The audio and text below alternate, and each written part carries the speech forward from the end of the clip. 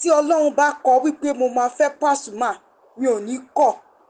Òṣèrébìnrin tíátà sọ èrò ọkàn rẹ̀ láti fi Pasuma ṣadé orí.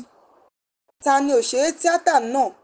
Ẹ jókòó ẹ gbọ́ ìròyìn náà lẹ́kùnrẹ́rẹ́. Gbajúgbajà òṣèrébìnrin tíátà Ayọ̀ Adésànyà ti sọ̀rọ̀ nípa pé ó ṣeéṣe kí òun àti olórin Fújì Alhaji Alabi Pasuma mú ọ̀rọ̀ ìfẹ́ wọn padà níbi tí wọ́n figi kọ sí. Nínú ìfèròwérò tí gbajúgbajà òṣèrébìnrin náà ṣe láìpẹ́ yìí ló ti sọ wípé ó ṣeéṣe kí òun àti Pasuma padà máa fẹ́ra wọn tí Ọlọ́run bá kọ ọ́ bẹ́ẹ̀. Èyí tó mú kẹ́wọ̀n ènìyàn máa sọ wípé ojú Ayọ̀ Adésànyà kò tíì kúrò lára Pasuma àti wípé àwọn náà ń gbàdúrà pé kí wọ́n jọ fẹ́ra wọn kí wọ́n lè mọjọ́ ìgbéyàwó. Ayọ̀ Adésànyà ti gba ọ̀pọ̀ obìnrin lámọ̀ràn nípa bí ọ̀pọ̀lọpọ̀ wọn ṣe ń ṣiṣẹ́ abẹ láti lè jẹ́ kí ìdí wọn tóbi.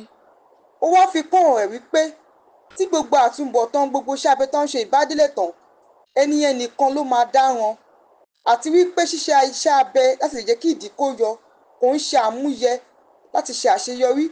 Tí ìdí bá bàjẹ́ tán tó ní ìdí ló máa dà.